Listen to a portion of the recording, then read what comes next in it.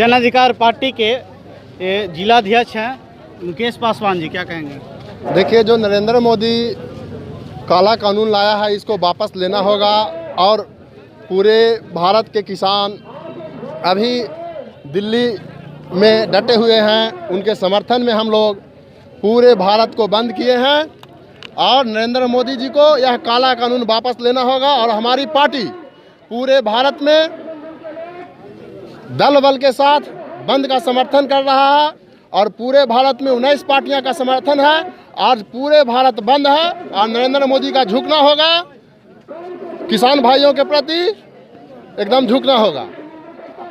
दिल्ली पर अभी तिलकचंद प्रसाद जी हैं, आप क्या कहेंगे? बिहार बंद तो यहाँ पर जो कानून जो लाया गया है केंद्र सरकार द्वारा, यह मोदी सरकार शुद्ध रूप से कॉरपोरेट का ही सुरक्षा में लगे हुए हैं। इसका उदाहरण है, चाहे जीएसटी हो या नोटबंदी का सवाल हो, ये सारे के सारे कार्य उन्हीं लोगों के लिए किया गया था। अब इनका बचा खुचा हुआ कुछ और कार्य बच रहा है।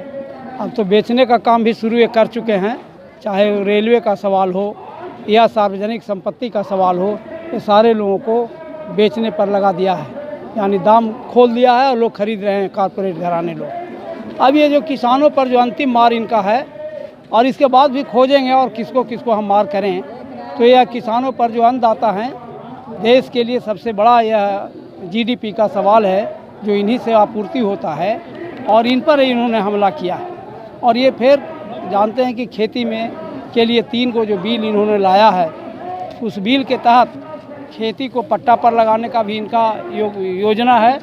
और ये जो एमएसपी जो एक था इनका योजना जो चल रहा है बहुत वर्षों से, उसको भी इनको समाप्त करने की इरादा है। ऐसे संघ का मांग है, यानी किसानों का मांग है कि एमएसपी जो स्वामीनाथन आयोग के द्वारा जो लागू किया गया है C2, इसके तहत इनको कानूनी रूप देना चाहिए। कानूनी रूप की मांग कर रहे हैं, लेकिन यह सरकार सिर्फ बहाना करती है कि हम ऐसे आपका एमएसपी कभी बंद नहीं करेंगे, ख़त्म नहीं करेंगे। और भैया, तुमको ख़त्म नहीं करना है तो उसको कानूनी रूप देने में तुम्हें क्या आपत्ति है? कोई आपत्ति नहीं होनी चाहिए। और ये बार बार इनका पूरा जो कैबिनेट है, यह जनता को भरमाने के लिए बार बार कह रहे हैं कि हम जनता के हित में यह तीनों कानून लाए हैं। ये जो खेती पर जो 3 कानून लाया गया है, यह एमएसपी का सवाल है, जनता के हित के लिए लाए हैं। यह सोचने की बात है कि जिसको आप देना चाहेंगे, आप उसको मलाई खिलाना चाहते हैं, वह नहीं खाना चाह रहा है। ये तो बड़ा आश्चर्य की बात है। और यही बात को भ्रमित कर रहे हैं और कहते हैं कि यहाँ का विपक्ष लोगों को कोई काम नहीं है, विपक्ष लोग कुछ है नहीं है, इसलिए लोग जनता को भ्रमित कर रहे हैं, जबकि यह बिल्कुल सरासर गलत है और ये किसानों पर सीधे सीधे हमला है। अभी हमारे पास ज्ञानेंद्र जी हैं, हिलसा विधानसभा क्षेत्र के पूर्व प्रत्याशी भी रहे हैं, क्या कहेंगे कृषि बिल पे? कृषि बिल के जरिए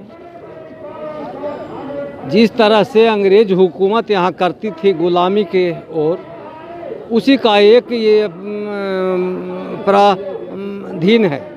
मतलब उस तरह से हिंदुस्तान के लोगों को, गरीब गुरबा को कमज़ोर करके, डर दिखा करके और गुलामी की ओर ढकेलना है। ये मोदी जी नहीं है, ये इनका नाम ही है मोदी जी। मोदी का मतलब ही होता है कि व्यापारी। तो ये व्यापारी बने हुए हैं और बड़े लोगों को के हाथ में बिके हुए हैं, कॉरपोरेटरों के हाथ में बिके हुए हैं। जो जैसे वो चलाना चाहता है, इनको मोल्ड कर रहा है। और उसी तरह से जनता यहाँ की इनकी इतनी मजबूत सरकार दे दी है, अपने पार्लियामेंट से कानून में अपने हिसाब से संशोधन करके जनता को बेवकूफ़ बना रहा है। आज भारत बंद जो किसानों के 3 जो अध्यादेश लाया गया है किसान के विरोध में, उसके विरोध में देश के विभिन्न राजनीतिक पार्टियों, खास करके मोदी सरकार के जितने भी विपक्ष में जो पार्टियां हैं और अखिल भारतीय किसान संघर्ष समन्वय समिति ने जो आह्वान किया है, इस आह्वान के तहत देश के करोड़ों किसान आज सड़कों पर हैं। और ये मोदी सरकार जो हिटलर शाही और तानाशाही के रास्ते पर जो अध्यादेश लाया है, यह किसान के विरोध में है।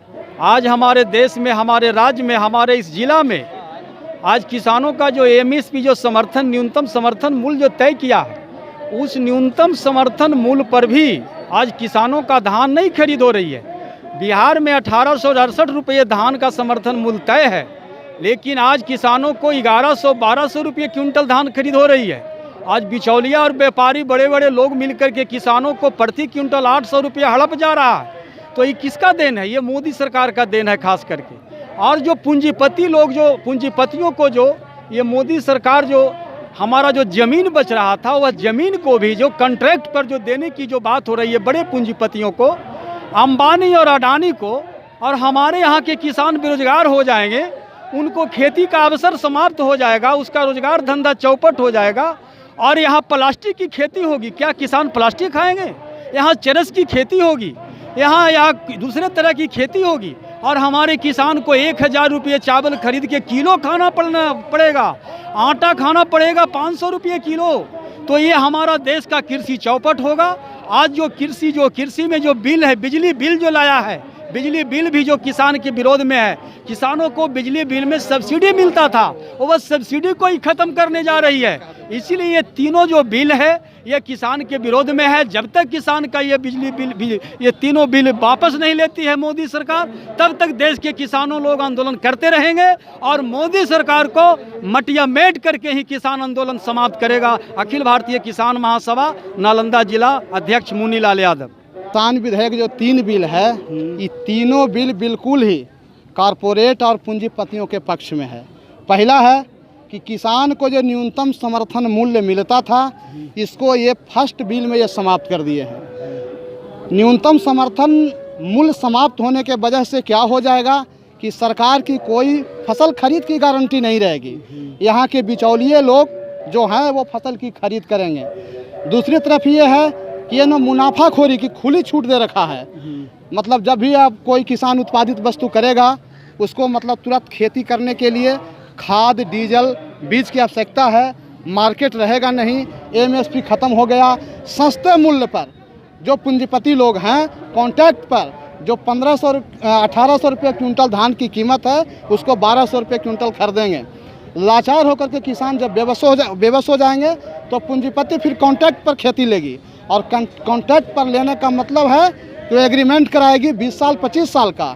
और एग्रीमेंट के विरुद्ध ऐसा सरकार ने कानून बनाया है कि आप न्यायालय के दरवाज़ा भी नहीं खटखटा सकते हैं। मतलब एक तरह से पूरे ये किसान मजदूर हमारे देश के हैं, पूंजीपतियों का गुलाम बन जाएगा। इसलिए तीनों बिल को कहा गया है कि जिस तरह अंग्रेजी हुकूमत थी उस समय काले कानून की सज़ा थी, और उसी तरह काला कानून बना करके पूरे किसानों को, किसान की खेती को, कहने का मतलब है कि पूंजीपतियों के हाथे ये बेच देना चाह रहे हैं। किसान को गुलाम बनाना चाह रहे हैं, मजदूर को गुलाम बनाना चाह रहे हैं। आज आप इसका ताज़ा उदाहरण देख लीजिए। पूरा रेलवे का निजीकरण किया गया, बिजली का निजीकरण किया गया, बेरोजगारी चरम पर है, बेरोजगारी का अंबार लगा हुआ है।